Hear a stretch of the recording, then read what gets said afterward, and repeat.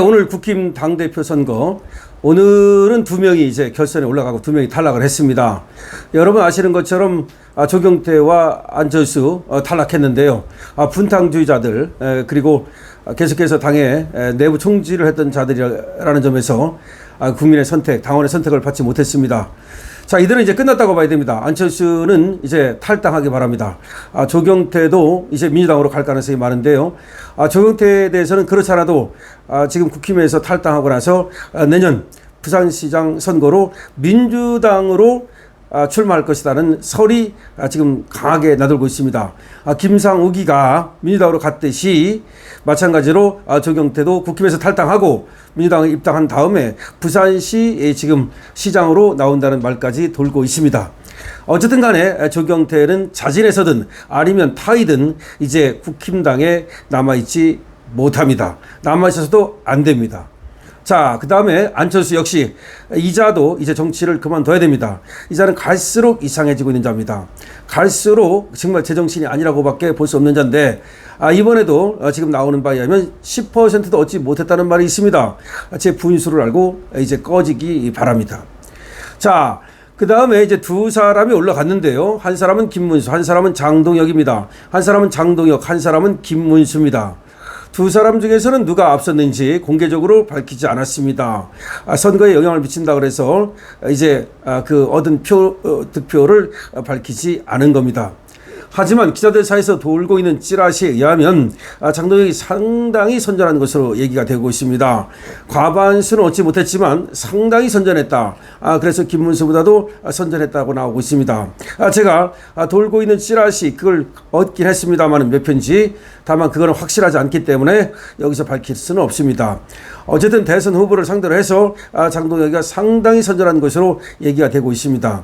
하지만 과반수 득표자는 없었다 이겁니다. 자, 그런데 말이죠. 이제 결선에 올라가면은 합종 연행이 이제 펼쳐지게 됩니다. 다시 말해서 안철수를 지지했던 표는 어디로 갈까요? 조경태를 지지했던 표는 어디로 갈까요? 한딸들, 한빠들의 표는 어디로 갈까요? 이런 것이 문제입니다. 그 다음에 또 지금 아직 표를 이번에 행사하지 않았던 사람들 중에서 또 이제 결선 투표에서는 행사할 사람도 있을 것으로 보여지고요.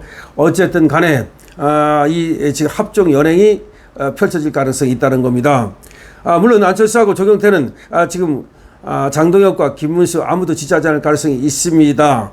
그러나 안철수와 조경태를 지지했던 표 중에서 또 어떤 표는 전략적으로 말이죠. 또 누구를 지지할 수도 있습니다.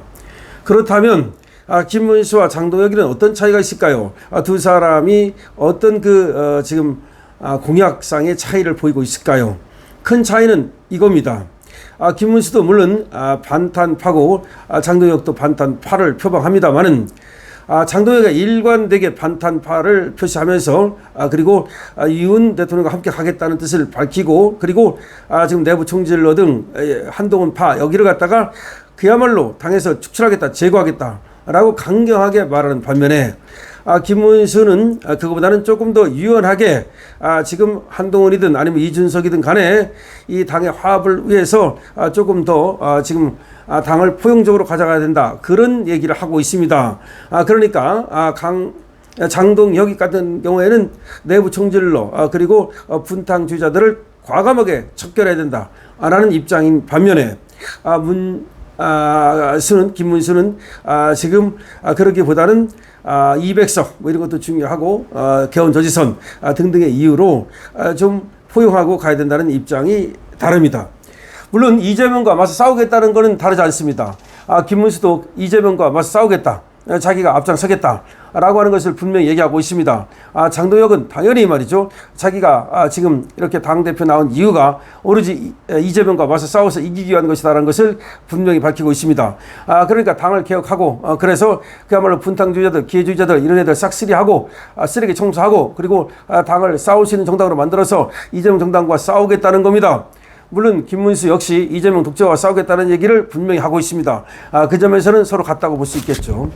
자, 그러면 이제 여러분들은 누구를 선택할 것인가? 김문수를 선택할 것인가? 아니면 장동혁을 선택할 것인가? 이제 결정을 해야 되는데요. 내일 채널A에서 토론회가 있습니다. 두 사람이 내일 토론하는 걸 보는 것도 하나의 방법이 될 겁니다. 그 다음에 24일, 25일 이제 선거 투표를 하고요. 그리고 26일 날 이제 발표를 합니다. 자, 두 사람 모두가 지금 한 사람은 대선 후보까지로 나왔던 지금 경륜 있는 그런 또 지도자고, 그리고 또 여러 가지 파도 미담만 나온다, 까도 미담만 나온다라고 할 정도로 청렴하고, 그리고 어디 내놔도 손색이 없는 분입니다. 장동혁 후보는 말이죠, 패기가 있습니다. 젊습니다. 그리고 한동훈 빠들 그야말로 지금 찬탄하는 거 보면서, 그야말로 탄핵 찬성하고 그런 거 보면서 그들과 갈라서 갖고 과감하게 말이죠, 자기 갈 길을 가면서, 그리고 올바른 길을 찾아가는 그런 또 강단이 있습니다. 그래서 둘 다 훌륭한 후보라고 볼 수 있습니다만, 한 사람은 좀 더 젊고 한 사람은 좀 더 나이가 있고 경륜이 있습니다. 경륜을 중시할 것인가 아니면 패기를 중시할 것인가, 이런 것도 하나의 선택 기준이 되겠죠. 자, 지금 유튜브 쪽에서는 장동혁 지금 의원이 훨씬 더 유리한 것으로 나오고 있습니다. 지금 유튜브에서 누가 당대표가 되면 좋은가라고 하는 그런 투표를 했을 때 상당히 장동혁 후보가 높은 그런 투표율을 보인 것은 사실입니다. 높은 표를 얻었습니다. 자, 그런데 역시 김문수는 썩어도 준치라고 말이죠. 대선 후보로서의, 그리고 또 경륜이 있었습니다. 그렇기 때문에 이번에 올라간 것이라고 봐야 됩니다. 자, 그러면 저는 두 후보에게 강실업 TV에서 이제 하나 요청을 드리고 그것을 갖다가 하겠다라고 약속하는 후보, 그 후보가 강실업 TV에서 이제 밀겠다는 약속을 드리겠습니다. 그러니까 일단은 좀 아무도 그런데 제 강실업 TV에서 얘기하는 것을 듣지 않는다면 그때는 우리 강실업 TV를 보는 독자들께 맡기겠습니다. 자, 하나는 뭐냐?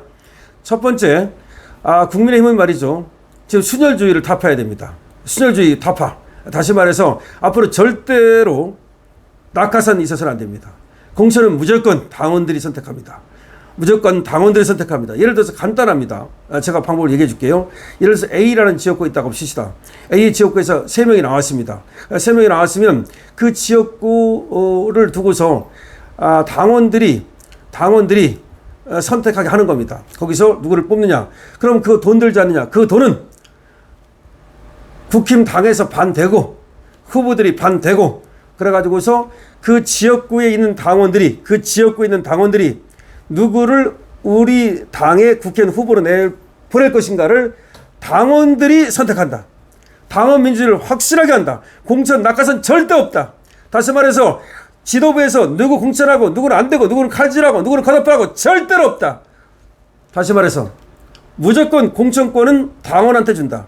근데 어떻게 하느냐? 온라인으로 하면 돼요. 그래서 반은 당에서 지불하고 반은 후보들이 지불하고 해서 그 지역구를 상대로 해서 온라인 투표해가지고서 거기서 1등하는 사람을 후보로 내보낸다. 국회의원도 마찬가지고, 그리고 지방자치도 마찬가지고, 무조건 당원들이 선택한 사람을 내보낸다.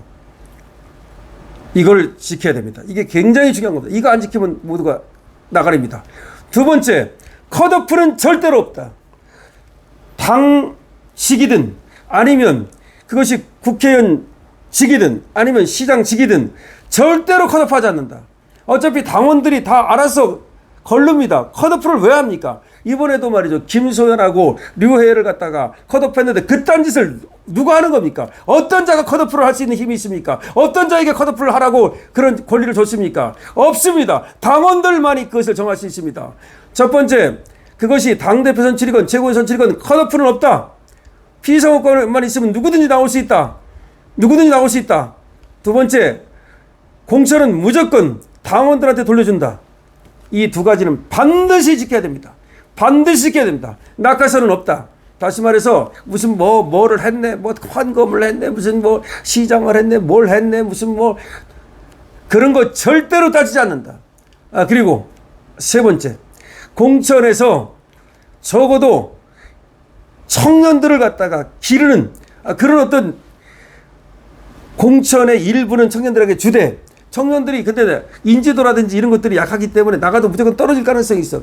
그거에 대비해 가지고 청년들을 갖다가 당직도 주고, 청년들을 갖다가 적어도 시의원, 구의원 이런 데 많이 진출시켜 가지고 청년을 키운다.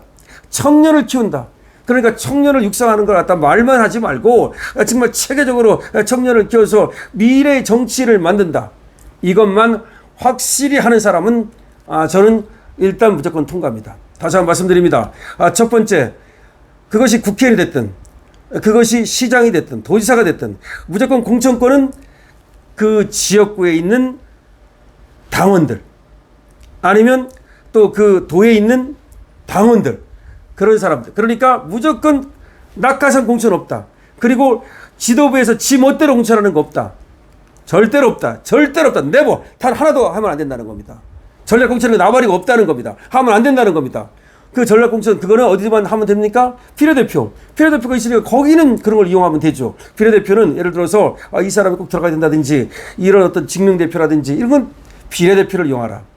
물론 비례대표를 싹 없앨 것 같으면 그때는 조금 다른 방법으로 배려를 해야 되겠지만 비례대표가 있는 한 그거는 비례대표를 하고 지역구는 무조건 당원들한테 준다. 두 번째, 절대로 컷오프하지 않는다. 컷오프는 있을 수도 없고 있어서도 안 된다. 이걸 지켜야 된다. 세 번째, 청년들한테 기회를 주고 키운다. 육성한다. 그리고 무조건 사전투표 폐지를 주장한다. 사전투표 폐지한다. 사전투표 폐지한다고 안 듣고 있어요? 사전투표 폐지한다. 수개표 의무화한다. 이거는 무조건 사전투표 폐지와 수개표 의무화는 대만도 했거든요. 이건 무조건 해야 된다는 겁니다. 사전투표 폐지, 수개표 의무화. 이거를 약속하는 사람. 누군지 보겠습니다. 이걸 확실히 약속하는 사람을 강신업 TV에서는 강력하게 밀겠습니다. 물론 그리고 또 하나 마지막 중요합니다. 분탕질러는 무조건 당에서 배척한다.